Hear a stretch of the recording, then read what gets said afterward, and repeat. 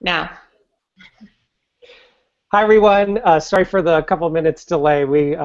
Everything's run so smoothly today that we needed at least one glitch, and the good news is the glitch is only like this many minutes long. So if that's our only issue, we're doing well. So welcome to session 10 of the EdCollab Gathering. Make sure while you're watching along that you use hashtag the EdCollab Gathering space hashtag number 10. And that's how you'll be a part of the work that we're doing here together. It is my honor, and I'm excited to introduce to you our two presenters today. So Mary Cappellini, who I have admired from her book and from afar for quite a long time. This is actually the first time I got to talk in person with her, and I'm already excited. I should add before I introduce her that Mary last night was at a benefit where she helped to raise, I think she said like $60,000 for a Save Our Youth and After School mentoring program. So congratulations to you, Mary. We also are sending you positive energy to help you stay awake. So Mary, in addition to all the wonderful things she does, she also gives her evenings to support important causes. So Mary Cappellini is a researcher, a consultant, she's an author, she's an expert, and has spent decades researching English language learners and ways that we can support them.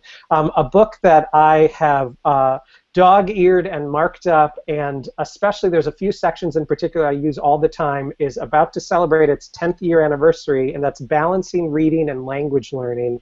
And inside of this incredible book, Mary, in I think some of the clearest ways I've read, helps you think about how the reading work that you do can be really supportive of your English language learners. There's one page in particular I love that she has like the stages of language acquisition and helps you think about how you can use that to support your reading work. So I am so thrilled and honored to have Mary here. I'm also excited to introduce to all of you, or reintroduce to many of you, my dear friend Emily DeLiddo. Emily and I worked together at the Teachers College Reading and Writing Project for many, many years. We even traveled the world together, consulting in Jordan for quite some time, as well as other places too.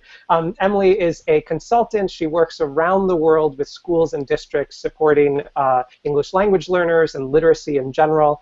You can find her at the blog that she co-blogs called Language is Living, and there they share lots of ideas about supporting English language learners, and love to be connected with you. You can also find Emily at her blog if you'd like to continue to connect with her and meet more together. So I am really excited for today's session. So here we go. So I'll turn it over to both of you. Welcome. Thank you. It's such an honor to be able to be here and to finally meet you, Chris, and to be with my dear friend Emily, who is on the East Coast, and I'm in California, so different time zones, and there's people I understand around the world that are in as well from different time zones. Shout out to those in South America that can't get home, like my husband, because of flights with the giant volcano that erupted in Chile. And I know there's people also in the Middle East that's nighttime for them, so different time zones, but it's a great day to bring everyone together. So thanks for having me, Chris. And Emily, I don't know if you wanted to say hello as well before I went into the slide. Yeah, well, I'm on the complete other sort of ocean coast from Mary. I'm down in Miami, and I'm excited to sort of be connecting virtually with so many colleagues from around the world, so it's fun to be here with you. Great. Well, I think we'll just get started then. We're actually right now looking at celebrate and support English language learners within our communities, using data to grow language and literacy in small groups. And you can see from the first slide that the joy that you see on kids' faces is what we're really shooting for, that we are encouraging our ELLs to be excited about learning and about their experiences as they're growing as a reader and a learner. Emily had some thoughts too before we get started, a little bit about, you know, just the kids that you might know in your classrooms. Yeah, so today we're talking together about how do we use data effectively with this eye toward language and literacy, and something that Mary and I both know and really respect from being in so many classrooms and school communities is this idea that everyone probably tuning in is coming with a different background or a different idea. Like maybe you're tuning in today because you've never had an English language learner in your classroom before, and this year you have a new student, or maybe there's a new population coming into your neighborhood and a growing population of a particular language that you don't know.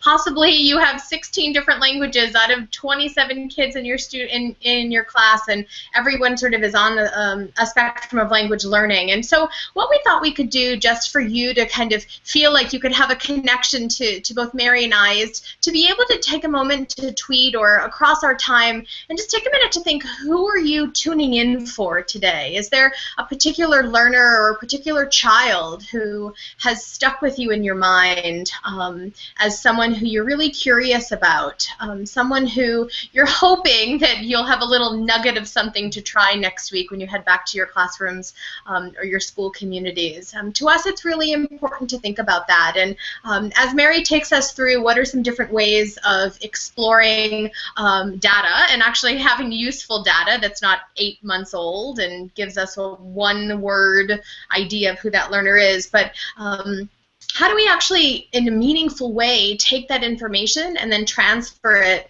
to differentiate? And Mary's going to sort of explore a bit around shared reading and guided reading through that, and then I'm going to end talking a little bit around read aloud with small groups and different ways of maximizing that. So as you're thinking about who that ELL population is, feel free to tweet it. Mary is now on Twitter for all of you ready to follow her. Finally. Emily told me I have to join. Mary_Cappellini. So please let us know who those students are, who those populations are, and we're happy to modify some of our conversations based on that information. Mary? Well, thanks, Emily. And it's just it's great to be able to talk with her in person. I only usually get to see her when I go to Columbia and meet her over there. So it's nice to be here back. And so the next slide you're going to see is jumping right into a classroom. And so if we take a look at this picture, and we see that there is just a wide range of children that we have in our classrooms. So this is a classroom full of kids from all over the world, and Myra is the little girl right there in the middle in the orange. And I think when you think about maybe one person, she's one person that stuck out when I used to go visit in this friend's classroom. And we have kids from in here that were from Russia, from Ukraine, from Dominican Republic, from Vietnam. Myra was from Mexico. And when we think about our large variety of English language learners that sit in our classrooms, we want to think about ways to celebrate them, to celebrate their diversity, and to support each and every one of them. But sometimes we have to look at that group that's sitting in front of us in a whole group setting and say, you know, are they all understanding what I am presenting? Are they all understanding the conversation? How much are they grasping? So that gets then to supporting them. How do we really support them? And I think it's important for us to really think about how can we develop not just their reading or their literacy skills, but also their language, and how can we meet their individual needs. And that's really, really what we want to look at. So today when we think about knowing each English language learner, if you have 34 kids in your class, as some giant classrooms have, or you have 20, or you have 22, you still have to think about individual kids. And so what does each of these kids need? So this child, for example, or whether it was Myra, you know, what do I know about her language level? Is she a beginning speaker? Is she been speaking in English for many years? Is she more an advanced speaker? Or is she in the intermediate level? What do I know about her reading level?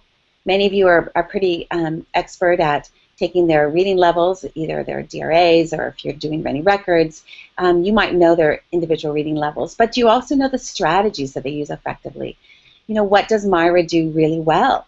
Does she gather all the information possible? Does she look at the pictures? Does she think about the background knowledge? Does she use her semantics as well as her syntax to help her? Or does she get stuck on every individual letter and word? So we need to think about what strategies do they use well and how we can help them with that. And the next piece that I think is really critical when we're working with English language learners is what language patterns does she use effectively? You know, what are her interests? And what does she like to read? and what are her goals. So if we can match, for example, some of the books that she likes to read with books that also support language patterns at her individual English language proficiency level, we will be doing a great job. But we also need to think about the goals that she might have, or the goals that we might have for her in her reading. So that's where I get to this developmental checklist. There are a lot of different developmental checklists. These come from my book, but you can use checklists from a variety of sources, and it's just important to think about, this isn't the assessment tool per se, this is your checklist where once a month you go back into your data and you look down and say, in my reading strategies, what is this child doing really well? Is the child able to use their background knowledge? Is the child reading deeper? Is the child using their semantic cues? Are they using their graphophonic cues? Are they rechecking? What are the things that they do well? So this is a list for the strategies, and I think it's important, as you see on the left, it says by Eddie, there's reading strategies and language patterns for an emergent reader, and then which can be very different also for the early to fluent strategies to sustain meaning for an earlier fluent reader, which also has a more deeper checklist that I don't have here that you could also find in my book. But this is a piece I think that Chris likes and that Emily likes and a lot of people use effectively. 29. Yeah, go ahead, Emily. It's page 29. There was a running joke around amongst a lot of my colleagues and friends that I was obsessed with page 29 in Mary's book. Okay. Well, these are some of the things that come from that. And from the book at the time, I say old at the top, California state standards. These are based on developmental standards, language proficiency levels. And you'll see that there's new standards that are always changing as far as more how we label them. So you have now, I have in green the labels for New York, which are entering, emerging, transitioning, expanding, and commanding. For the WIDA standards, which has 35 states now involved, they also use entering and emerging, but they use developing and expanding and bridging. But regardless of what you call them, these are language patterns that kids use as they're developing language. Whether they're a 5-year-old or an 8-year-old or a 20-year-old, they're going through developmental stages. I work primarily with K through 6 students, but as Chris mentioned, with this great nonprofit that I work at in the after-school programs, they're for teenagers, and we have a lot of kids that are 16, 17 that are coming into our country needing some more support with English language development, and they come and we help them after school. And it doesn't matter whether they're 16 or they're 5, they still go through the same challenges and changes and patterns as they're progressing as language learners.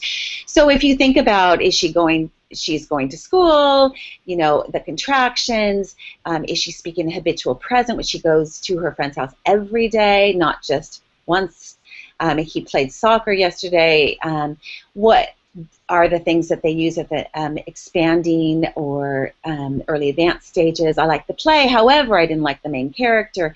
This will help you then to track your kids' progress. And when you know those pieces, then you look at the developmental checklist, and once a month, it says 7, for example, 14 at the top, and then for the students that maybe work in a year-round school or the teachers that work at a year-round school, then in August and in September, or if you have the month off in November and December, once a month to go in and see how are they progressing. And what you'll notice is that some kids are pretty secure, even Miriam here is secure with using irregular past tense at the early advanced stage, but yet she still is developing some things at the intermediate stage. So it's a fluid chart, but it's important for us to really think about long-term data, how we help them with their goals of language and goal setting, and really more importantly is to look at their progress. Emily has been working with me on a new study guide for my book, and as you'll see in this checklist, it has the new developmental stages. At the top, you'll see it says WIDA. We have them also for the new ones for California, the new ones for Texas, and the new ones for New York. Those are the states that have the largest population of English language learners. And of course, WIDA affects 35 states, so we've covered most of them. But what you'll see here, this one isn't filled out because you'll have to go to stenhouse.com and when the new study guide pops up, but you'll have some checklists there that's available for you to look at how you can keep progress for our kids across the year. And that's really important because one of the things that we see happening often is that principals and districts are tracking their reading development. And sometimes they say, why is this child plateaued? Why isn't this child progressing any? Why is he having so many difficulties when we're doing running records? And often it's just a language pattern issue, that they are not having enough progress in their stages of language development. So this is a separate checklist from your reading checklist, and this needs to go along with every English language learner. They need a checklist for reading as well as a checklist for writing, of course, as well, and as for language. So one of the things that I think you need to think about as well is, as I try to see if I can get my face back on, I have to go back to the screen share and move that. It's a little tricky. Let's see if I can find that. I'm sorry. The joy. Oh, there, my face is back on. I'm sorry. Okay. So one of the things I think to then look at is the next stage is, you know, besides knowing our students, what else can we do? So what I'm going to mention now is some other things that I think most of you are probably doing in your classrooms to actually make sure that there is opportunity to, you know, develop language within a theme or unit of study, or to read to, with, and by our kids. And I'll show that slide in just a second. But it's critical, Ren, to think about, you know, are we charting and graphic organizing? Are we doing individual writing and language study with our students? And these are some of the things I think that are important to make sure that we have that availability. So I'm sorry, it's right here. To make sure that we're doing all of these things in our classrooms. And it's critical that we also do sharing in small groups, whole groups, and one-on-one. Emily's going to share a little later about this reading to kids, also in small groups. Most of us think of read alouds as a whole group. I'm going to talk next about shared reading with the kids, and also how to pick books for guided reading where they're reading by themselves. But there's a piece here that we don't have time to discuss today. I think really needs to have, you know, it needs to be happening in your classrooms. You should walk into your room and have a lot of visuals going on. The technology is fabulous with our smart boards, our connections to the internet. But once we turn off our machines and turn off our computer that is connected to the wall that all the kids can see, all of a sudden, what happens? Where is the environmental print that we have? So it's important that we still make sure that we have that there. So let's see if we can also think about this piece of every child is important. And one of the things then to make sure that we can access is this availability then of thinking about, do we know each of our kids? And when we're doing a shared reading lesson, or when we're doing a guided reading lesson, are we expecting different outcomes from every single ELL student? And that's really important, because you might say, I only have 3 kids that are ELLs. Well, there's still 3 kids in your room that you're responsible for. So what are you going to be expecting from them that's different from your fluent speakers or your English-only kids? So what I think is critical then is for you to think about is how we can make sure that we are expecting output from each of our kids. So when we're expecting that output, we want to make sure that, in this example, when we're doing a discussion after we've done a shared reading on a big bringing water to people, which was part of a guided reading and shared reading and series called Readings by Rigby, what we're looking at is comparing 3 watering systems, California, Bali, and Machu Picchu. And in the discussion and some of the charting that goes on, and some of this some kids were writing down, so there's not a lot of complete sentences, but some of their quick thoughts on the differences between the 3 systems of bringing water to people. A beginning speaker would need all 3. A beginning speaker would just say, all 3. Great, that's right, all. They all move water. That's what they need. An intermediate speaker might say, they all need water. All have systems to bring water. An aqueduct takes water to the south. Good, okay, that's a complete sentence. That's what that middle level is doing. They use pumps in California, but not in Bali. Machu Picchu and California have canals to move water. And then the advanced speaker is all 3 systems use technology to move water wherever it's needed. However, gravity is used in Machu Picchu and Bali, whereas in California, use pumps to get over the Tehachapi Mountains in Southern California to bring water from the north down to the south. So it's important for us to really think about ways that we can not only know the kids, but expect outcomes from them. And then we also need to be able to think about ways to also assess them. So after a shared experience, what can we do to actually make sure that we are taking notes on the kids? So you want to make sure that you can put down what every child was able to do in that shared reading experience. So for an example, you could use this slide, this checklist. It's a developmental observation form, really. What did I learn about them?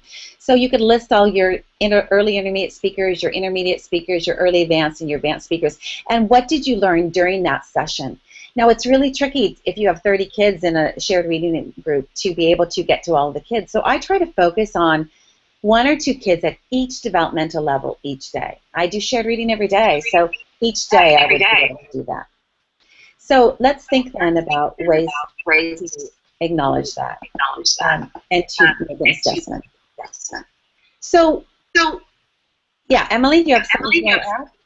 Well, no, I was just going to say that I think for a lot of teachers that I've worked with over the years in leadership groups and in schools that I've worked in have really found your charts and guide sheets really helpful in having a word to put to the language that they're showing. Like, I think as a teacher of ELs, like, that's something that I think is that kind of hidden idea of what exactly is it. So being able to look at writing, listening to their oral speech, like really paying attention to all those different areas and then writing it down. I think that those guide sheets and having a clear spot to collect them, and you and I have talked over time about how important it is to go back and reuse. And something I learned from you right from the beginning was that idea of how do you go back to the exact same sheet and have conversation with colleagues about those students. So just like you're saying, focus on just 1 or 2 learners. I think that that's something for us to ponder, is how do you actually hold on to that beautiful data and let it inform your instruction.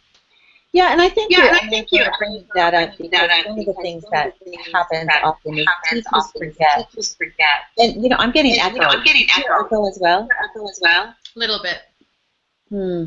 Okay, maybe it's not bad. Change that. So I'm wondering, do you have the stream open on another device? Like, do you have Google Chat open on another device? Or in another? No, I don't know. We'll just keep going. I can't even hear you. I'm so sorry, Chris. But what I wanted to say is that Emily and I have talked about this idea of making sure we can get to ideas written down from the teachers on their assessment on each individual kid. So the echo is kind of bothering me. I'm so sorry if everyone else cannot hear it. Are you okay, Emily? It's not bad, Mary. Okay. All right, so let's get back to then this idea of thinking about individual kids. And when we are going to form a small group, we take the information that we have learned from shared reading, from reading aloud, looking at our notes, and saying, this is what I learned about my students in language as well as in reading. And then how do we think about that when we're going to work in a small group? So what do we know about our ELL ability to use the 3 cueing system? Many of you are very familiar with MS and E when we do running records. So if we think about it in the context of semantic cues, syntactic cues, and graphophonic cues, what do we know then about the ELL's ability to be able to use those cues to help them? Probably some of the issues that we have when we're actually working on thinking about choosing books with kids and helping them in the context of their picking books for guided reading. One of the things we need to really think about is if the child does not have the ability to use the semantic cues because they don't have the background knowledge or they don't understand what the pictures represent, or if the child does not have the ability to use the language patterns that are in the text to help them because the patterns might be above his ability level, then the child can't use that natural syntactic cues to help him or his S. Maybe the child, doesn't know the difference between certain letters because of the difference between his language and English language. But one of the things we need to think about, especially for the semantic cues and the syntactic cues, is instead of looking at a book that is easier, maybe we want to look at a book that is at the same developmental level, but is one that is at the child's language pattern level. So let me show you what that means as two examples. So if we think about the syntactic cues, if the child is not able to actually speak in the past tense, he might have difficult with certain books in the past tense. This book happens to be in the present tense. Its interest level and language level is important when choosing books for ELLs.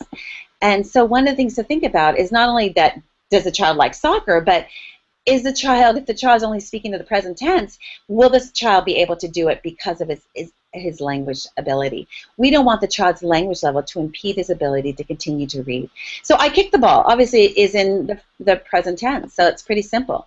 This is an emergent book. The next book that I have is not, oops, let me go back, sorry. I clicked, it wasn't moving. Here we go. So this one, I had a frog, it jumped out of its bowl. I had a mouse, it ran back to its hole. So not only is it in the past tense, but it's in the irregular past tense, from have to had, from run to ran. And so even though this is also an emergent book, this will be very challenging for a child that is not at the intermediate or early advanced stages. So I think this is a really important thing to acknowledge and to think about. And I know, Emily, you've made some comments about this before as well, to have actually think about kids and teachers to look at the developmental levels of their language when they're choosing books. Do you have a short comment on that, just to see your pretty face? Yeah, sure.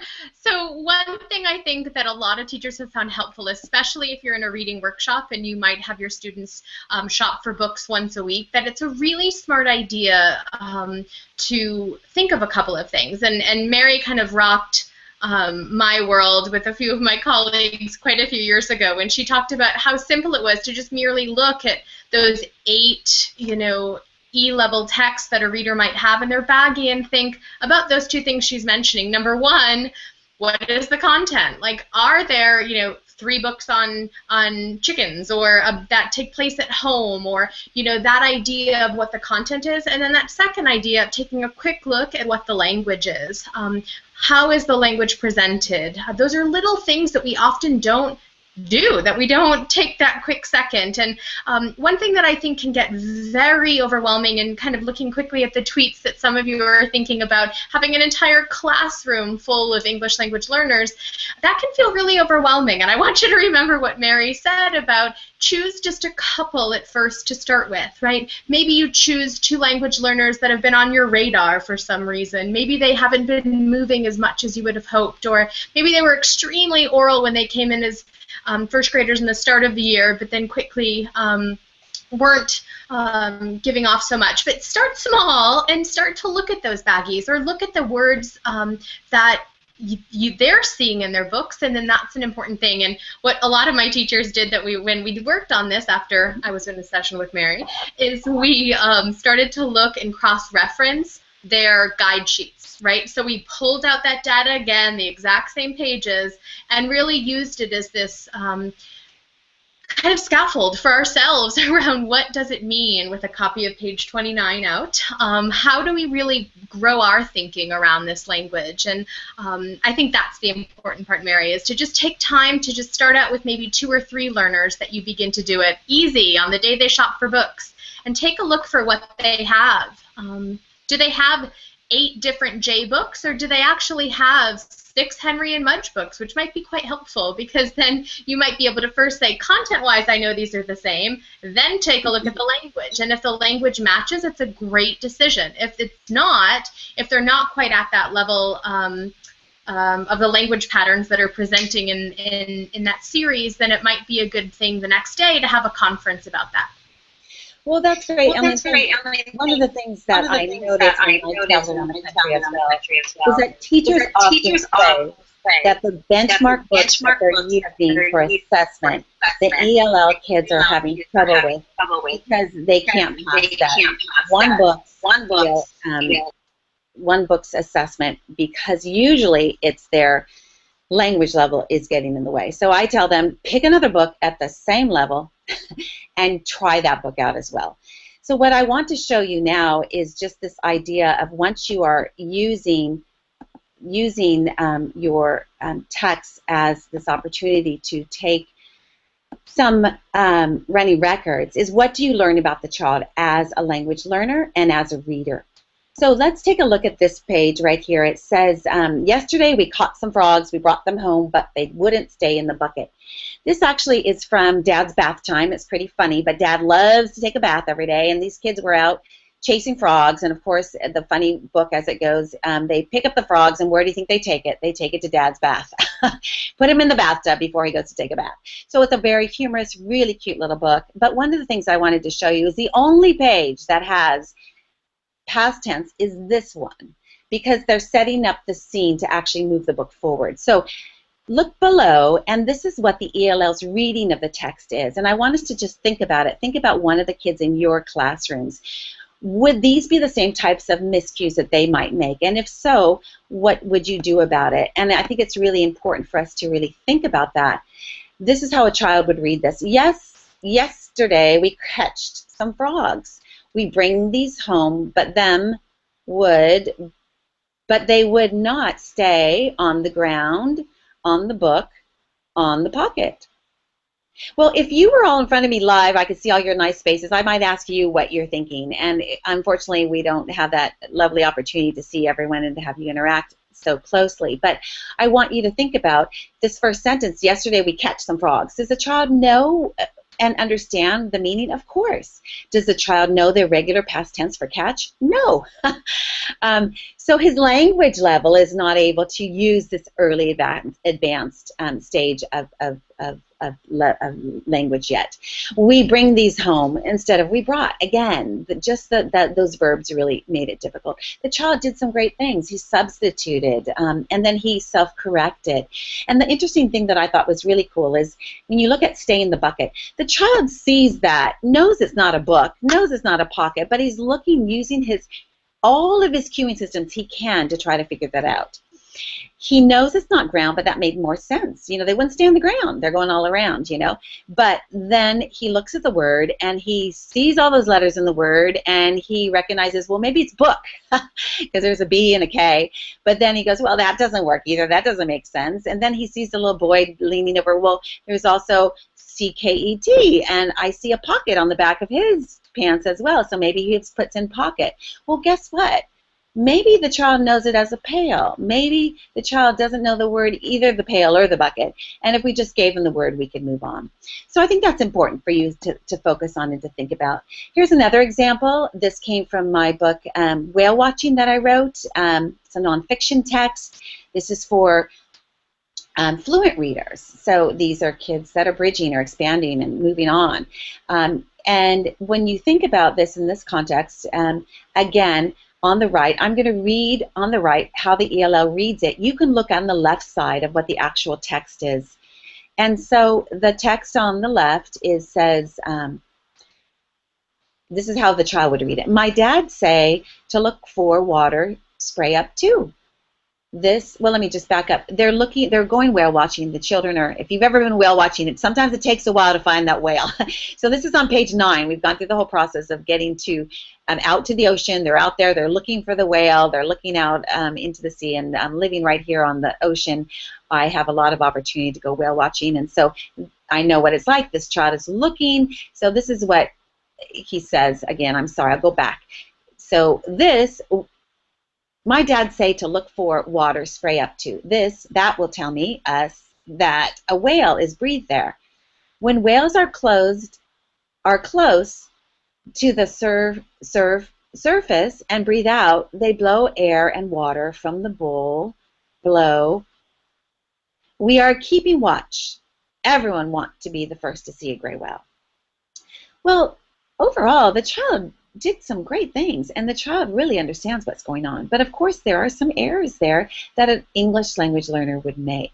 That doesn't mean that the child doesn't understand the text. What this does do is it gives you opportunity then to say, what did I learn about the child as a reader? What did I learn about the child as a language learner? So from there, we move forward, and I just want to go through these next slides kind of quickly so that we can make sure that we have time to go into read aloud as well. So from filling out the checklist, from thinking about what we know about the students, and from thinking about the ways that we can support them, we would then go back into the opportunity to then to choose a text. And in that context, then I would choose something that would match that child's reading ability. It's also important to make that connection also to writing and to allow you to then think about ways to take patterns from the text and patterns from the book that we choose and that we then use to help develop their language and to develop their patterns. So here's some pattern. You know, look at this book. Why are the oceans polluted? Well, people put waste in the oceans. Of course they do. And it gives them all the information of the types of waste. Rivers and drains carry chemicals and so forth. Waste from factories is sometimes put in.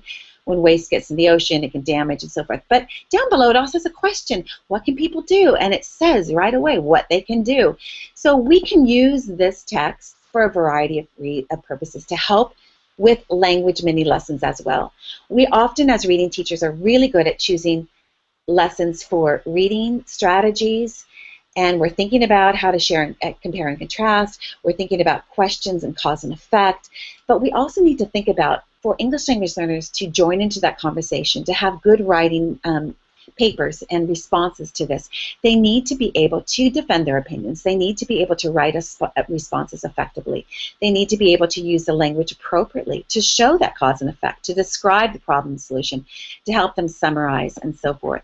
So one of the things then that I would hope that you would do is to, when you choose a book like Saving the Oceans, that you think about how you could focus on certain things that that book has in store for you, like questions and answers, and like declarative sentences and commands, like showing cause and effect. If people do this, then they pollute the oceans. If people take this, then they can damage. If the wildlife is damaged, it can take years to develop and to refurbish in that ocean. So then again, you have to go back and almost think about very specific things that you can chart out for the kids. Infinitives, to take, helps to take, declarative sentences, can take, can damage, can end up. Some of these things we take for granted that our kids know. But when they go to write, you see the language structures that they are missing. And it is in the writing time that you really notice where some of their gaps are. Then you can go back to those checklists and to try to figure that out and say, what can I do to help them? So again, simple questions helps them. Problems and solutions, declarative sentence, we can work together, we can stop polluting the waste, we can make sure we protect the ocean, protect the animals. So I want you to think about then these teachable moments and teachable language extensions from the text based on what their ELLs need. I'm a scribbler. I like to write notes all over, and so what you see here is some notes when I pick up a book and say, what language patterns can I choose and teach from this text? Oh my gosh, look at all these language patterns. To be, can, garbage can. If people did this, then if people did that, if they did this. Solutions, declaratives, and then I typed it out for you so you can read it a little bit better on my side, taking those notes for the kids and themselves, for you to then be able to teach more effectively. What I like to do is just to think about kind of in closing up my section is just this opportunity then to say, what do I know about the reader and the language learner? How can I celebrate them, and how can I plan for those instructions? I think that's the key, you know, and that's what Emily and I have been always talking about, is helping teachers look at individual kids and making it easier for them to do that. So Emily, you can join in if you have any comments on what I had, or to think about ways to move forward with the read aloud. Well, I think what you were saying about really knowing all those individual students is so important for what I'm about to chat about. And one phrase that you also just said that really stuck out to me is that phrase of using a text for a variety of purposes and reasons. And, you know, something that Kylene Beers said at a presentation we were giving together quite a few years ago is she said, you know, so often, starting in 3rd grade in particular, but so often in all grade levels, every day is a new page. It's a new page in every subject area, a new page in a book, versus what is the language that we pick up? It's the language that we hear again and again. So I think what you're saying, Mary, of using a text for a variety of reasons is super helpful. And I want to start by thinking with this first slide around maximizing time to build language. Sorry, go back to the slide. You were good. Uh-oh, I can't hear you either.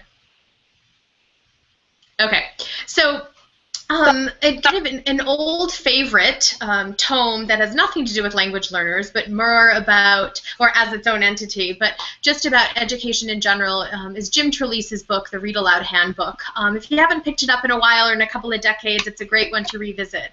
And he says in that text that grammar is more caught than taught, and the way you catch it is the same way you catch the flu. You're exposed to it. By hearing the language spoken correctly, you begin to imitate the pattern both in what you say and in what you write. And we want to be able to think about maximizing the time to truly build language across the day, thinking about those whole class and small group experiences. We've been thinking, you know, just as a society in a lot of ways, there have been a lot of articles out there around reading aloud to older children, to younger children, and really maximizing what can happen in that time is huge. On the next slide, we're going to think just really fast together about how we can do instructional read-alouds with an eye toward L's. Something to really ponder and look at your daily schedule around, even in middle school, is this idea that learners need to be read to at least 20 to 30 minutes, multiple times when possible, even in content area. That idea of hearing how Mary, go back for a second. I'm sorry. Holding on to where that is, holding on to how those points of entry and hearing things gives language a voice. So sort of carrying that idea that we're going to catch grammar and we're going to catch concepts, but really clarifying that idea of how do we incorporate a read aloud into our day. Using accountable talk with partnerships or triads, whole group conversation at least 3 to 4 times a week also helps to build that idea of you heard the language, now it's time for you to practice language. And we certainly have scaffolds for L's that we can include in that. Mary's got some lovely ones in her book, but we're certainly going to talk very quickly about a couple of others. Also choose texts that are engaging and that support the work in reading and writing. I went to high school partially in Spain, and one thing that a lot of my friends when I was 16 wanted were for me to translate a Pearl Jam song, that it was so much about the language that they were hearing and the songs that were on repeat that they wanted to hold on to. And we can do that in our classrooms, right? We can really think, what are the texts that they want to hear again and again, even if it's bunny cakes, similar to what Jim Trelease talks about, especially for young children, right? That the book you're ready to chuck out the window. Matt and Kathy talked about that earlier today. When you're ready to just be done with the text, it probably means they're capturing a lot of language that they will imitate from that. And last but not least, when you're thinking about instructional read-alouds, you really want to plan out ahead of time. This isn't the time to just experience for the first time a book. It's really carefully choosing that book for a reason, which you know, going back to what Mary laid out already, that idea of going back to your guide sheets, going back to that data of what you know that your learners need and being able to harness that, which is going to carry us into this idea on the next slide around how do we actually read aloud to students in small group. Something to think about, and I might even push your mind to say that this could happen during writing workshop or social studies even if you're have those elements to your day. The idea that you can use small group work to expose to texts, right, to really be able to pull that together. So I'm just going to go quickly through some of these ideas. So why would you do this? Why would you pull a group of 2 learners or 6 learners and do a quick read aloud with them? Well, It might be to create a shared experience, right? To be moved, to savor language and create a love of words, possibly to build a common history, to share experiences in culture, sometimes deepen empathy or allow students to be shown in books, to see themselves on the page. Colleen Cruz talks a lot about that, about wanting to see yourself, see a character or see a location, even in an informational book or an activity that you know really well. There's a lot to be said for that. And to think about what are the texts that you want to return to multiple times, just like Mary was saying about using a text for multiple reasons. You also want to be able to do it to model the sound of strong reading. How do you bring phrasing and fluency, expression, and voice into that? The idea that the more that you're hearing language, the more that they're more likely to actually imitate that language. And the last just bullet is about modeling language and providing opportunities for that language acquisition, right? In our lives, the majority of the language that we use is language that we've acquired. It's not language that we've learned in isolation. When Chris and I were together in Jordan, there were certain phrases in Arabic that we learned very quickly. Phrases like kathir siyara, our driver used to say a lot, lots of cars. So these are words that we pick up because we hear them again and again and again. It's not necessarily sitting with a book and learning them. So being cautious that read aloud is where language acquisition can happen in a beautiful space. On the next slide, there are just a couple of others that I'm going to go through fairly quickly. That we might model reading habits that support independence. We might develop stamina to listen to and read books, strengthen skills to talk back to and think deeper about their own texts, right? The books that they might have in their baggie or that they're reading independently. We also want to learn to think deeply about text, to communicate our own thoughts in talk and in writing.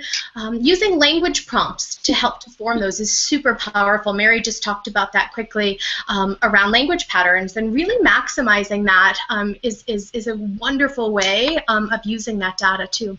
And last but not least, just the penultimate is to pre-expose ELs to a text that will be read to the entire class, right? A lot of us with ESL backgrounds know that that's a beautiful help, right, that pre-exposure to build background knowledge, but it's often difficult to do, but that's a great idea. It's also a lovely idea if you have ESL teachers that are supporting, that maybe they could pre-expose to a read aloud that's going to be a class read aloud, so that there's some parallel work happening. And last but not least, providing multiple exposures to language patterns and vocabulary, as well as reading skills that ELs are ready to strengthen based on the data. The more that they try it, the more that they hold on to. I'm going to go fairly quickly through the next couple.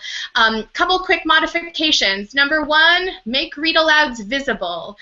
Mary, can you switch back? And then Krista, can you switch to me for a fast second?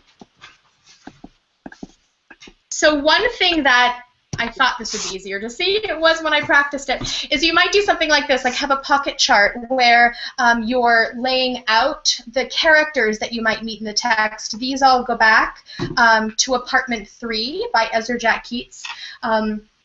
So the idea is that you can actually visually help them to connect into maybe some words that they're going to see, possibly some phrases like I think blank is blank because, and maybe have a word bank.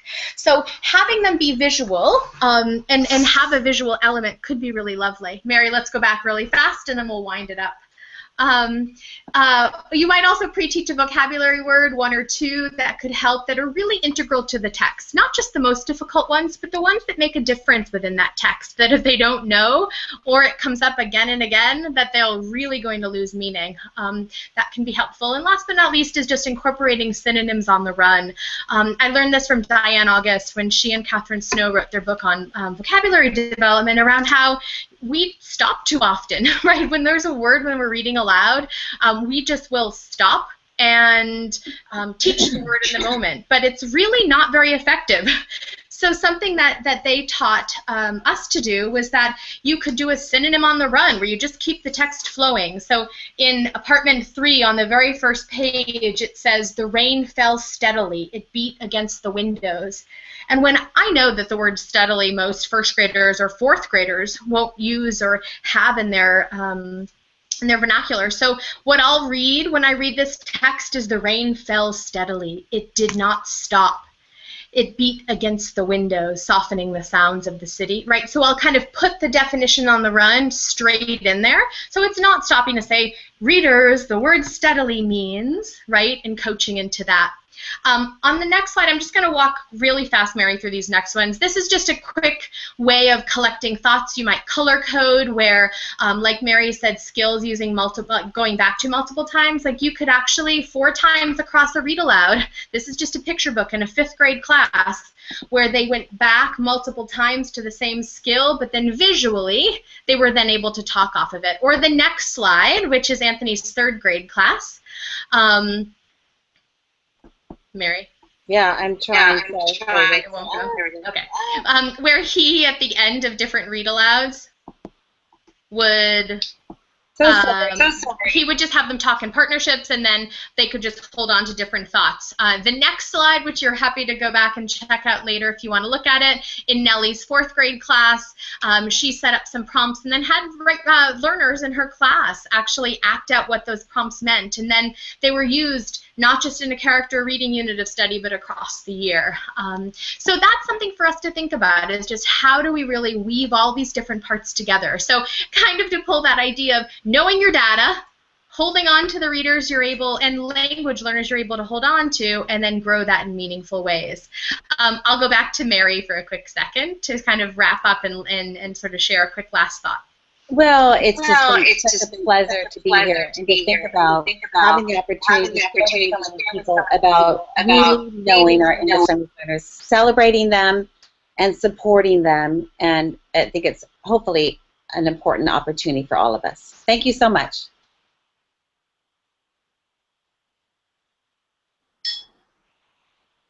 Okay, everybody, I want to say thank you so much for participating with us today. We have another event coming up in just a few minutes that you'll be able to also watch. We would like you to, when you can, make a move over to Mike Sal, music producer and engineer, will share ways that we can combine writing, technology, and music to inspire our students. So yeah, find your way over to that session. It will be starting in about 4 minutes. Can't wait. Thank you so much. Thanks, Emily. Okay.